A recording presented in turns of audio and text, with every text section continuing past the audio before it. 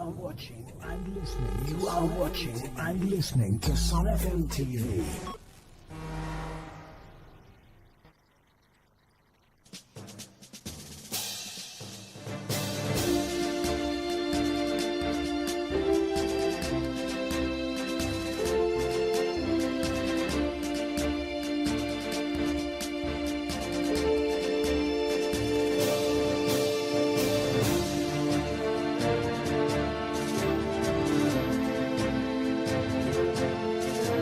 Terrified eyewitness on a moment UAV hit a residential building in Moscow region. The aftermath of a drone strike on a multi-story building in Moscow region's Krasnoyarsk on Tuesday night was seen in video. On the following day, footage shows a burnt-out apartment with debris lying on the floor, as well as broken windows on balconies.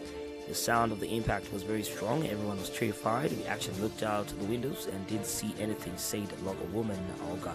Meanwhile, Moscow Region Governor Andrei Vorobyov said via telegram that firefighters had extinguished the blaze.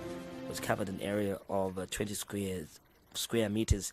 About 100 people were evacuated from the building, including 30 children. All people left the building on their own.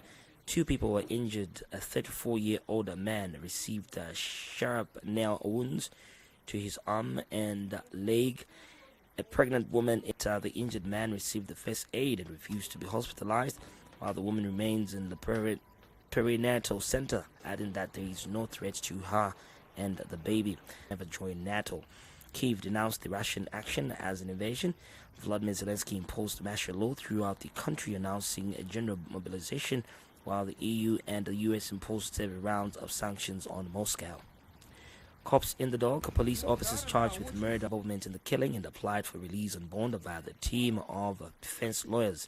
Today the High Court has sat and we are in the process of arguing for this application for the release on bail and bond, said Stanley Kinjanjui, a lawyer for Talama. We are hoping that the High Court, for accountability within Kenyan security services, the court is expected to rule on the bail applications at a future date.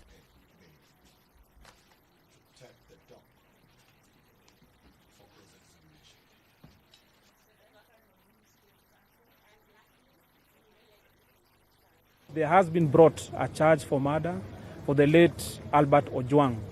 Now made by the prosecution's counsel and the victim's counsel, so that this the accused persons can be granted their right to bail or bond pending the hearing and determination of the case. So what we expect is this.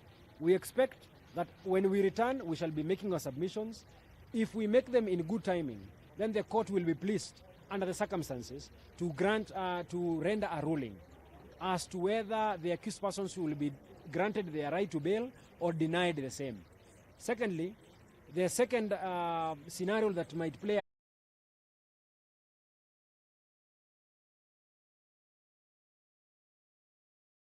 for freedom is bound to the struggle of all oppressed people across the world, he added. Malema held the fearless and the principled revolutionary Captain Ibrahim Traore, the president of Burkina Faso, who took power not out of greed but out of an urgent need to liberate his people from the clutches of neocolonialism and foreign military domination. Traore is a living symbol of the return of revolutionary leadership in Africa. He continued, he has put his life watching, and history will judge you harshly.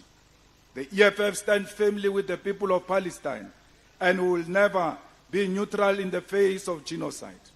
We stand in full solidarity with Iran, a country under siege from Western imperialism for choosing independence. We reject the bullying of this nation by the United States, Israel and its allies. And we stand by their right to defend themselves by any means necessary. Let Israel finally have a taste of the devastation and violence it has perpetrated in Gaza. We are anti-imperialist because we understand that our struggle for freedom is bound to the struggle of all oppressed people across the world.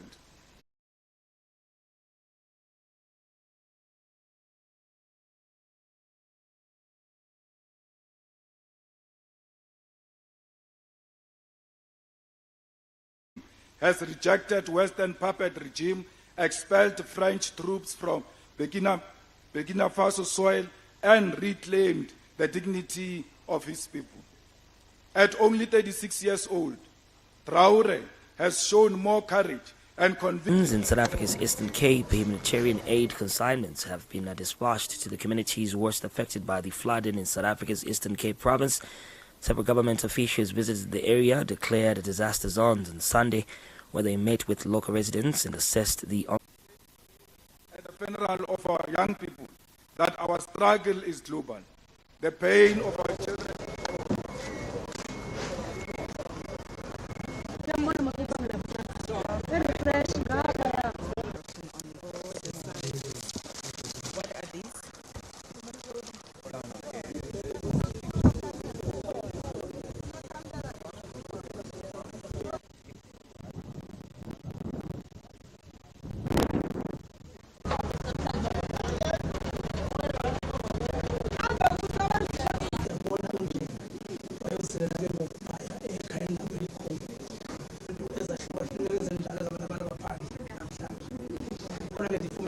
We were with our partners from Gift of the Givers, where we were able to also donate some relief packages to the community. We've also committed to working with, of course, the provincial government as well as the district municipality to see how we can assist with expediting the relief efforts to ensure that those affected are able to go back to their houses by the 17th of July, which is the cut-off date.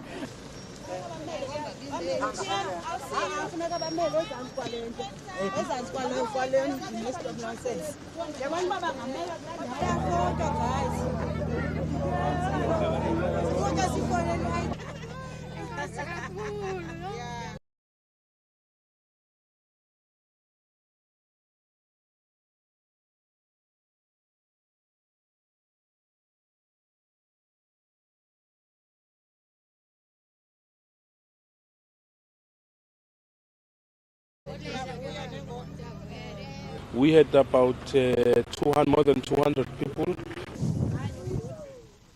We think that we have more of a role to play to bring dignity to people, because once they are affected by such... The operation in Beersheba on Tuesday morning, following an alleged Iranian missile strike. The strike just hours before a ceasefire between was set to take effect.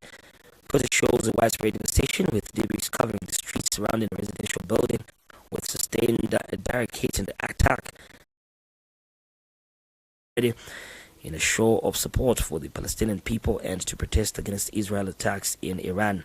Footage shows protesters chanting as they rallied with signs, rifles, as well as Iranian, Palestinian and Yemeni flags. Today we took to the streets to support Gaza and stand with Iran. This is the nature